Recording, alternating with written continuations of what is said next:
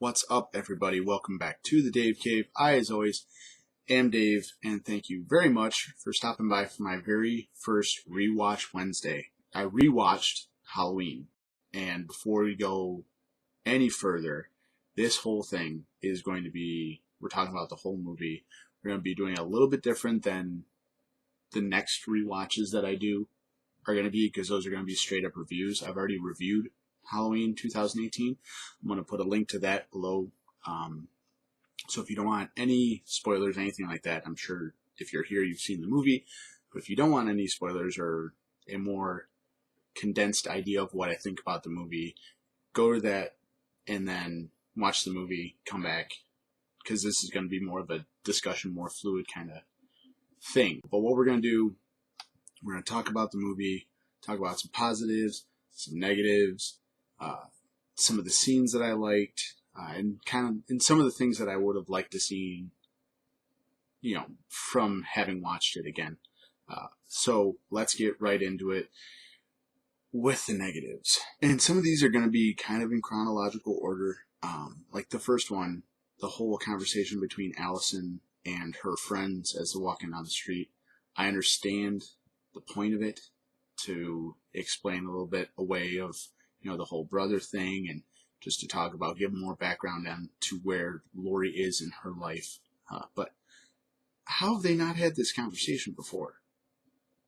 Like, if my best friend's grandma was almost murdered when she was 17 and it was this whole town's big thing, we would have talked about it before. Pretty much every Halloween from then until, since they were a kid. You'd think that would have come up, especially if that's all her grandma talks about. All Laurie Strode talks about is this night. It would have come up to her friends. But that's nitpicky. Some of these might be nitpicky. I'm not trying to be, but these are just some of the things I didn't really like. Another thing that I didn't like in the rewatch, the first time I watched it, I was like, okay, I'll let it slide, because I was tense and I wanted that little bit of breakup, was Julian's humor, the little kid that's being babysat by Vicky. I get it before the kill scene. He's alright. I enjoy him. He's sassy. He's funny. He's cute. But when someone's getting murdered, you don't need comic relief. You don't need to cut that tension. That tension is supposed to be up here, and then up here, and then up here, and then up here. And then the person dies, and then that's when you can cut a little bit of tension. You don't need laughs in the middle of that. It makes people angry, which it did for a lot of people. And we only got a couple more here, so bear with me, and then we're going to get to the happy parts, so to speak, of this movie. Moving on from that scene, when Laurie shows up and it's like, everybody get inside, shit's going down. Why does anybody listen to her? I understand she's a crazy person with a gun, so to speak, but no one knows that she has the gun. She's pointing down. She opens the door yelling, and everyone's like, oh shit, okay, I guess we gotta, alright. If I'd be curious and be like, what's going on? If I was with my kid, sure, I'd pick him up. I'd pick her up. I'd pick them both up and be like, okay, why? What's going on? I wouldn't just run away. That might be bullshit, and that might actually happen one day, and I'll just run and scream. It's possible. And then from there, you have Laurie and Sartain meeting. And this is another thing, like with Allison and her friends. How has this not happened before? If this guy's been studying Michael for, 20 years, 30 years, 40 years, I know he was under Loomis, and then he took over Michael's case and all that. If nothing was working and all these people had come to see Michael and no one had any idea, and Sartain had his own thoughts, why wouldn't you explore that avenue? Why wouldn't he have reached out to Laurie Strode before? I mean, Aaron and Dana thought it, and they're much younger than Sartain, and they're not medical, psychological professionals. They had the thought, hey, we'll get Laurie, we'll get Michael, and we'll bring them together and have them talk it out and see if we can get a reaction out of Michael Myers. I mean, Sartain ends up going that route, kinda, but you'd think that would have happened before. And we're going to talk Sartain to end this little negativity part in a minute. So, hold on tight. Before we get to Sartain, though, God damn it, Ray. Just such an inept character. It's makes sense why nobody cares that you died in this movie. You're at high tension. You know that there's this murder that you've heard about for at least 17 years, because that's how old Allison is, and you've been part of this family, so you know the story, and you know that this guy's out and about. You stay in the house. You stay in the fortress. You don't walk out. You yell maybe from a window, "Hey, everything okay?" You don't walk out. Stupid ass. Okay, so now we're going to talk Sartain for a minute. Finally rewatching this movie and knowing what he's all about. I like that you can see his over-obsession early, and knowing where he goes, that he's playing Aaron and Dana as pawns. He wants to get something out of Michael. And they do. They get a very little bit out of Michael. You don't get much reaction from Michael Myers, but when that mask pops out, you get a reaction. Another thing I liked about Sartain, both the first time I watched it and this time, was when he's with Hawkins and they're looking for Michael, and he's talking about Michael, and he has all these theories about, maybe he needs her, and he's afraid of being a victim, and all these thoughts. What I liked so much is that when you put that against the fact that he has had all these people come try to understand Michael, and they have no idea, and then you realize Sartain doesn't have a goddamn clue what Michael Myers is. He thinks he knows, but he has no clue. He doesn't. And then you have the Sartain turn where the hell did that come from? But whatever, I'm over it. And then you have Sartain kind of, thinking he's got to figure out, I'm going to do this, and I'm going to get them together, and it's going to be awesome, and I'm going to, maybe it was the word Judith that woke him up. It wasn't the word Judith that woke him up. At least I don't think so. I think it was a happy coincidence, because then right after that, he wakes up, Michael wakes up, puts the mask on, and what ups the shit out of Sartain. Which I love that the movie has that Sartain turn, and then wraps up Sartain with this nice little, dude, you don't know shit about what you got yourself into with Michael Myers' bow, and just smash him like a pumpkin. That was one of the most gratifying kills in this movie, was that asshole. Okay, shaking off the negatives, we're going to go into some of the positives, some of the things I really liked about this movie. And the main thing I really like about this movie is the score, the soundtrack, the music. It's so good. I love it so much. For the last few days, on purpose, I've been listening to the whole 21 tracks, front to back, because I love this movie. And I've learned that more as I've experienced it and had it in my mind a lot. But I do love this movie. And the soundtrack is just so perfect. And one of the shining parts for many of you and me and a lot of different people I've talked to about this is The Shape Hunts Allison. It's like a minute long. It's not long enough. We'll get into that in a little bit. But it's not long enough. But it's in the soundtrack 3 or 4 times. It's in the movie numerous times at different tempos and beats and all that. But you listen to it, and I thought this originally when the first one came out, that I would be good with The Shape Hunts Allison if they keep Allison in the storyline moving forward. I would be good with that being the Laurie's theme for Allison, because I love that. I mean, it doesn't need to be the amped up, violin on the electric guitar rare up, but it's really good, and I am fine listening to this for the rest of the history of Halloween. Okay, moving right along. The next positive thing is Jamie Lee Curtis. She just kicks the shit out of this performance. I love her in this movie. Her strength, her weakness, her dependence on her granddaughter and her daughter, but at the same time just being all eye of the tiger, and she nails it out of the park. She's easily one of the best parts of this movie. And one of my favorite moments of Laurie Strode in this movie is, it happens at the beginning when she's talking to Aaron and Dana, and she scoffs at, Michael Myers killed 5 people. and he's a human being. We need to understand. Like, she's like, you guys are out of your fucking minds. We don't need to understand him. He needs to go to Glass Hill, and he needs to rot until he fucking dies because he's a gigantic piece of shit. She gets that. That tone changes a little bit because she talks about wanting him to escape so she can kill him later, but I'm fine letting that go. And speaking of Laurie and wanting Michael to escape and all that, something I noticed this time around that I really liked is when she's sitting there and when she's watching the bus and she, takes the mini shot and she screams, there's a shape in the background. I did not notice that the first time. It kind of gave me chills this time. I'm like,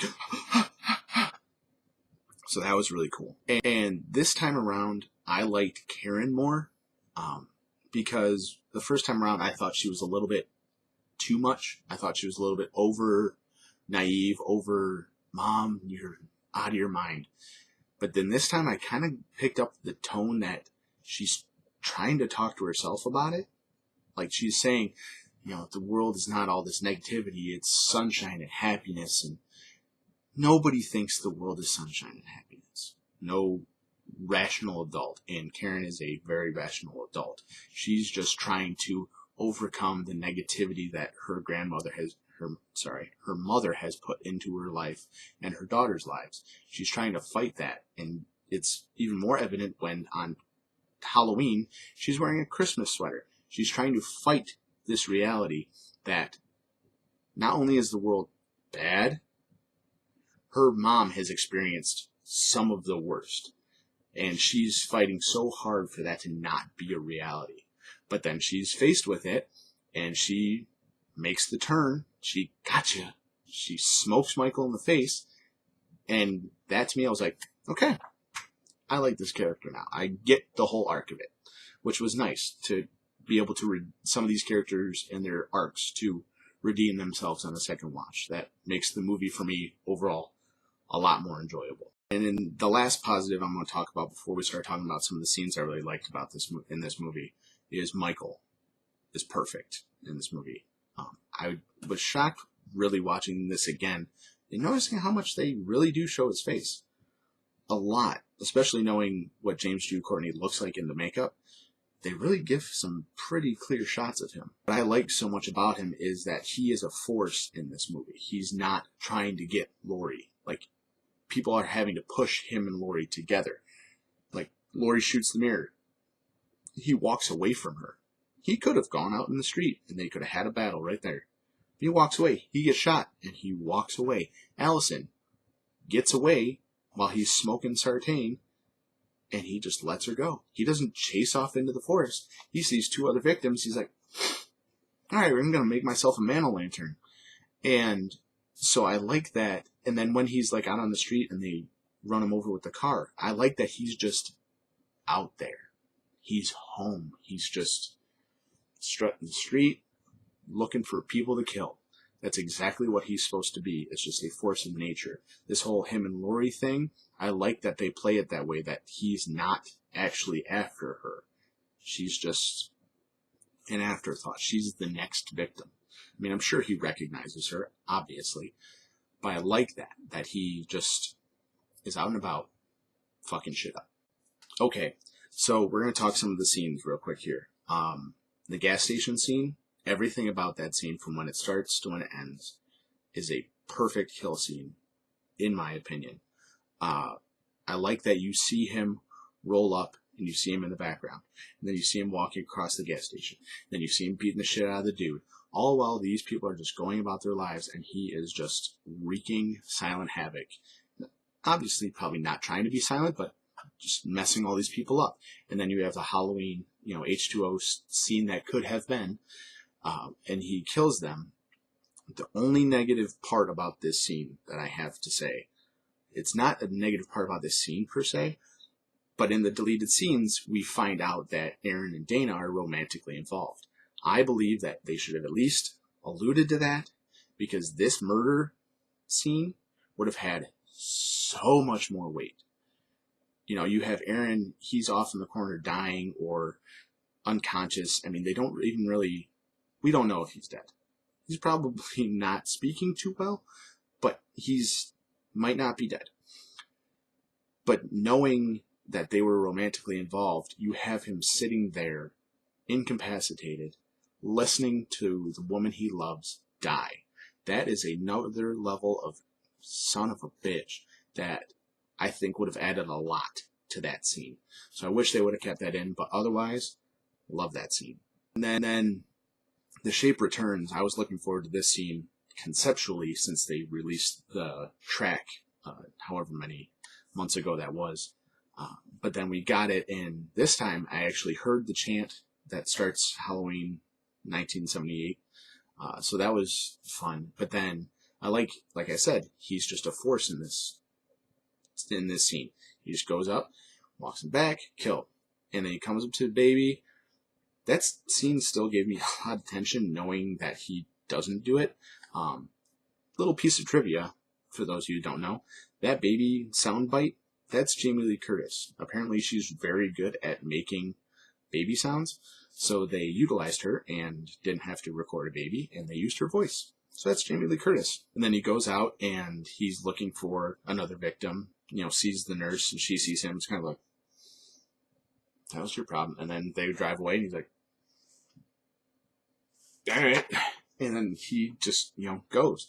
So I like that. And then I didn't, because I was so distracted the first time I saw this, that his last victim, and I'm sure she has a name, and I apologize for not having that right now, but she's being told about Michael having escaped in the bus crash and that he might be on the prowl. And she's like, oh, okay, I'll lock my doors and all this stuff. And that explains why like I said, I missed this the first time, why she goes up to, the glass and she goes to pull the blinds and he grabs her and smacks her. So I thought that was a lot cooler the second time around, but I really enjoy that scene as a whole. And some people don't like this scene, but the dance scene, I enjoy it as a plot device of getting Allison away from everybody. I mean, aside from Oscar, getting her away, getting her phone messed up, which I understand that there's a waterproof factor that you could wipe the cream or whatever the hell that was off the phone. But I get that whole, she's like, I don't need the phone, I don't need you, fuck yourself.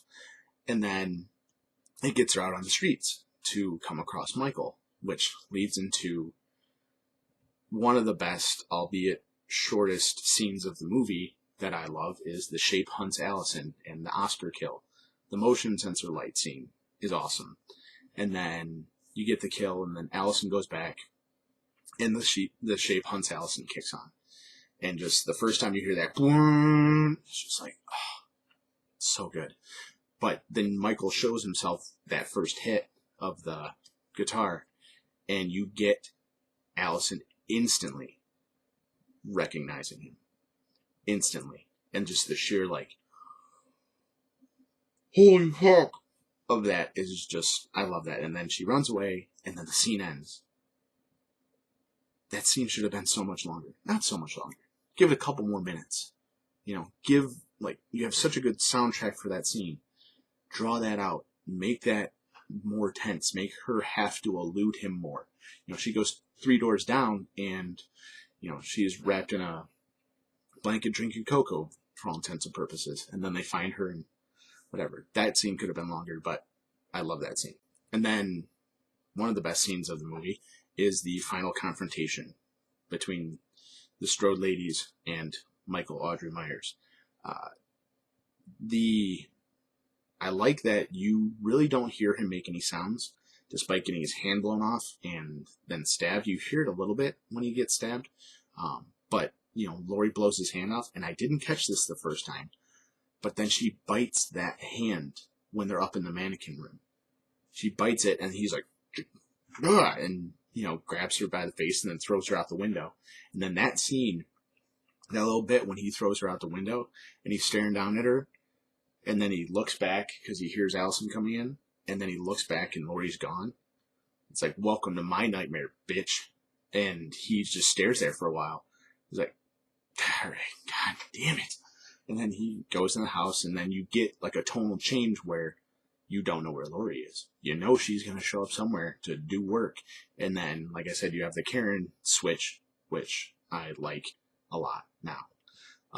And Michael just trying to get in the house and, find the other people he knows is in that house, because they shot at him from the basement, and he knows that there's a way to get to the basement, so he throws that over, and love that. To end that scene when they trap him, and he's staring at them, and he doesn't move. The bars go over, and he doesn't move. He doesn't try to retreat, and he just stares him down. And he just stares him down, and he just stares him down, and fires around him, and he stares him down. I think that if there was ever going to be a time where Michael Myers has any kind of feeling for vendetta or revenge or emotional, like being emotionally driven to kill, it would be this moment where he stares the three of them down because they bested him. I can see that being a reason for him to kill them. I don't want it to be a reason, but I could see them in the next one having that be a reason for him to go after these three women. But I feel like that would be a mistake because Michael shouldn't have motive. Like I said, I enjoy that he's just a force of nature in this movie. So I hope they keep him that. And then the last thing they mess up, you should have stayed for the ashes. Stay for the ashes. You wait for them to pull a body out of that house. You don't need to run away. If you're convinced that your trap worked and that the man is dead, you wait for the fire department and the police to show up and you stay there. Sure, Lori's been stabbed, so maybe have her go. But keep Karen and Allison there. Make sure that people know there's a body in the basement and that you need to make sure you pull one out of there that isn't Ray. And make sure that Michael Myers is fucking dead. But he's not. You know he's not because they show the basement on fire and he's not there. And then, luckily, and I was very happy that I accidentally came across this because I missed it when I first saw the movie. I left in the credits. The breathing at the end, which it caught me off guard. I was writing some notes when it hit and it kind of sent chills directly down my spine. But I loved it. Ultimately, I like this movie a lot, as I said. There's things I like, there's things I don't like. I'm sure as I watch this movie more, there's things I'm going to like that I didn't like, things that I hated that I'm going to hate more, things I like that I'm going to like more. And when I watch movies, it's an evolution, as it should be, because you get different life experiences and all kinds of craziness. But I very much enjoyed this movie. So that's going to do it for me for my first Rewatch Wednesday. Before we wrap up here, random recommendation of the day. Monster Ultraviolet. It's a sugar-free version of Monster. It's grape. It's delicious. It's energy. I love the hell out of them. They get the job done. If you enjoyed my very first Rewatch Wednesday, please don't forget to hit that like button, the subscribe button, because we always got more coming in the Dave Cave. Thank you very much for stopping by. Take care.